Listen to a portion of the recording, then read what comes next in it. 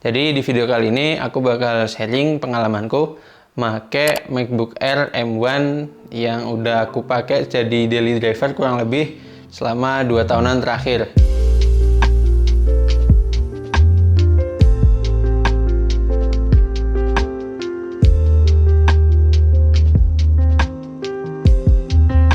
Yang pertama, body dan spesifikasi. Seperti yang udah kita tahu ya, namanya MacBook Air M1, dia pakai prosesornya Apple yang M1, dan itu aku pakai yang base model di 8256GB, 8GB RAM, 256GB-nya internal seperti itu. Nah, untuk performanya sendiri ini udah cukup banget lah untuk workflow seperti aku desainer dan juga ilustrator yang mungkin pakai laptop itu nggak jauh-jauh dari project-project desain dan mungkin beberapa kali motion graphic. Cuma kalau di catatan di sini untuk penggunaan motion graphic, kalau yang penggunaan di After Effects dengan banyak objek yang muter-muter sana sini, dinamis dengan layarnya banyak, mungkin itu agak sedikit engap. Dan juga kalau penggunaan editing video 1080p itu udah ya lumayan cepat lah.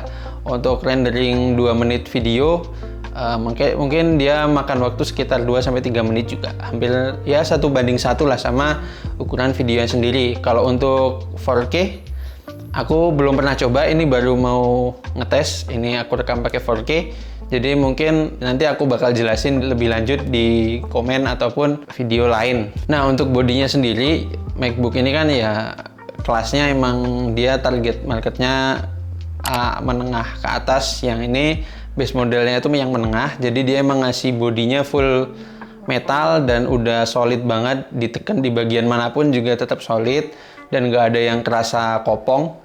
Cuma mungkin ada beberapa ya catatan dikit di bagian layar, yang layarnya itu bukan panelnya ya, jadi emang bodi di bagian layarnya. Untuk flex layarnya sih enggak, cuma ada beberapa bagian yang itu emang plastik sih, cuma kalau emang dibikin besi jadi aneh.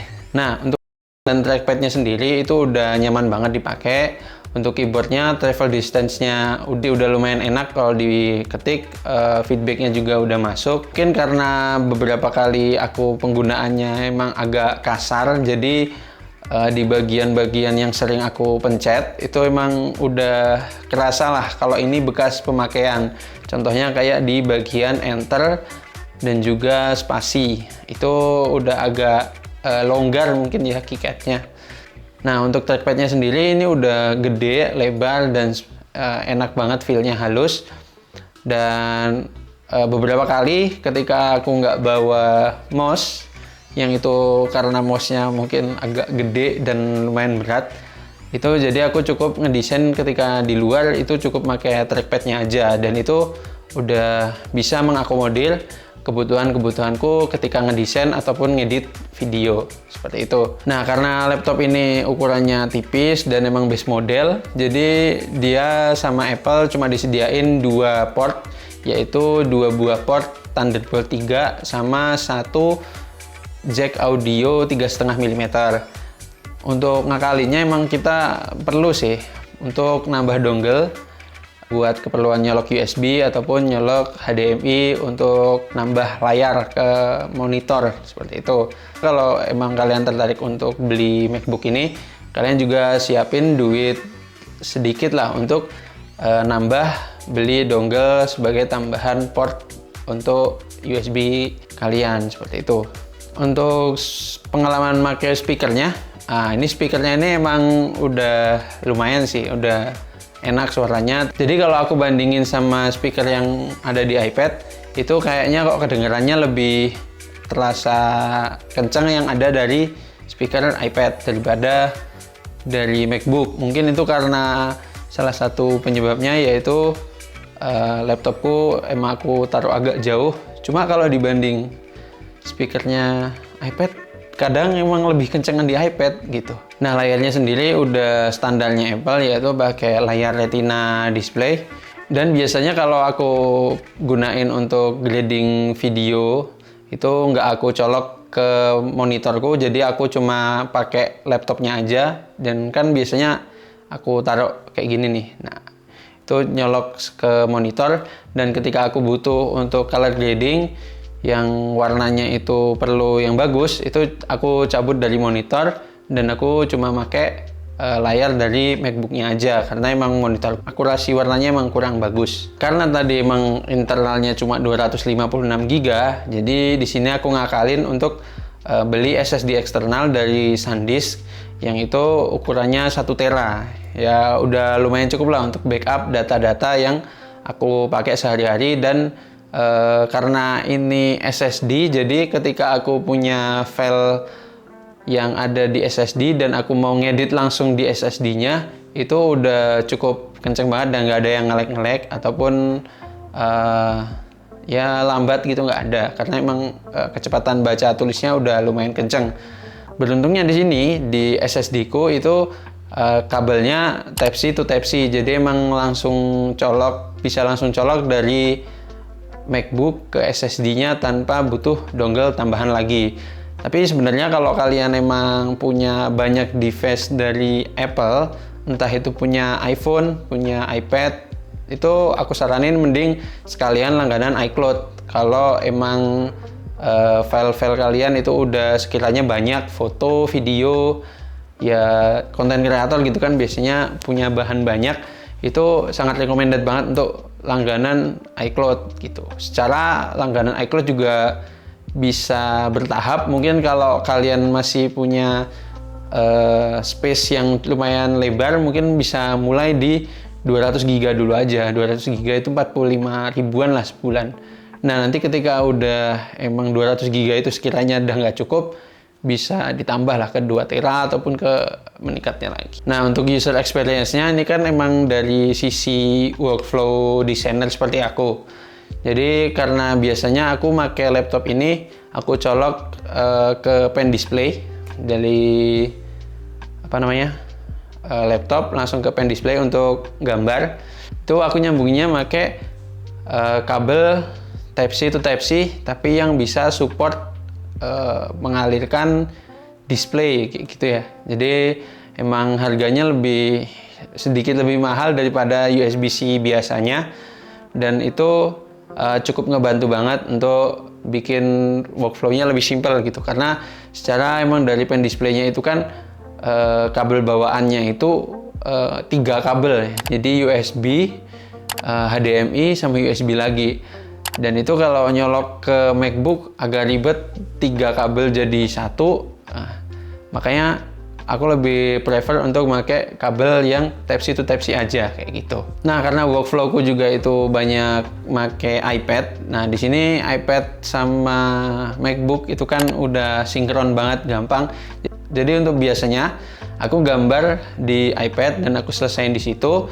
Nanti ketika aku butuh preview untuk ke klien ataupun bikin mockup, aku tinggal kirim PNG-nya ke MacBook pakai AirDrop, dan aku edit lagi di MacBook pakai Adobe Illustrator, seperti itulah. Untuk baterainya sendiri, ini baterainya udah lumayan awet untuk penggunaan standar ya, untuk ngedesain di Illustrator atau Photoshop. Kecuali kalau emang aku lagi butuh untuk gambar, itu konsumsi baterainya bakal lebih boros. Jadi sehari bisa ngecas 2-3 kali, karena emang pen display itu dia makan daya dari MacBook-nya. Karena kan tadi cuma pakai 1 kabel. Nah, 1 kabel itu dia support daya, support display sama support data. Jadi emang kabelnya lebih gede, lebih berat juga, lebih tebal. Nah, itu secara nggak langsung bisa makan daya yang lebih banyak dari MacBook-nya. Jadi yang biasanya aku kalau penggunaan biasa kayak ngedit video, ngedit di desain, itu paling sehari ngecas sekali, maksimal paling banyak 2 kali. Sedangkan kalau emang makainya buat gambar itu bisa 2-3 kali ngecas.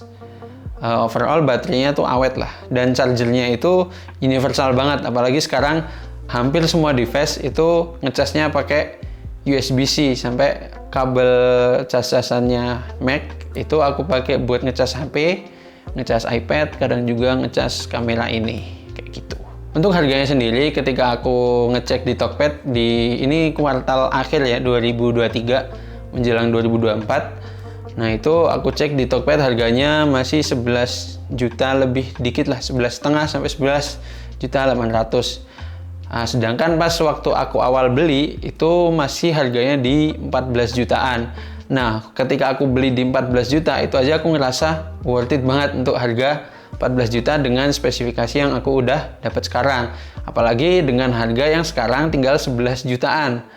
Itu udah nggak usah pikir dua kali, sekiranya emang ada budget segitu dan emang butuh banget laptop, kalian bisa ambil laptop inilah. Tapi beda cerita kalau emang user case kalian butuh device dengan spesifikasi yang lebih tinggi lagi, emang penggunaannya buat fokus nyari kerjaan, buat ngurusin desain-desain ataupun bikin aset-aset 3D ataupun desain-desain interior ataupun arsitek, itu mungkin bisa pilih yang M1 Pro, M1 Max ataupun M2 dan setingkat lebih tinggi-tingginya lagi. Karena emang ini user caseku udah cukup pakai M1 yang base, ya udah aku pakai segini dulu. Nanti emang kalau sekiranya emang butuh upgrade itu bakal aku upgrade lagi seperti itu. Dengan spesifikasi, user experience sama harga yang nggak terlalu tinggi, itu udah worth it banget untuk kalian ambil MacBook ini sebagai laptop daily driver kalian. Entah ya untuk pekerjaan-pekerjaan ringan lah, seperti kerjaan kantor, mahasiswa, ataupun kerjaan-kerjaan admin, itu udah overpower banget. Dan sekiranya emang butuh ngedesain, itu ya udah nggak ada ini lagi lah, nggak ada komplain lagi untuk penggunaan MacBook Air M1 ini. Dan aku juga udah cantumin link pembelian di deskripsi kalau kalian mau check out produk ini. Dan aku juga bikin video lain tentang user experience make iPad Air M1. Udah segitu aja dari aku, sekian, terima kasih. Assalamualaikum warahmatullahi wabarakatuh.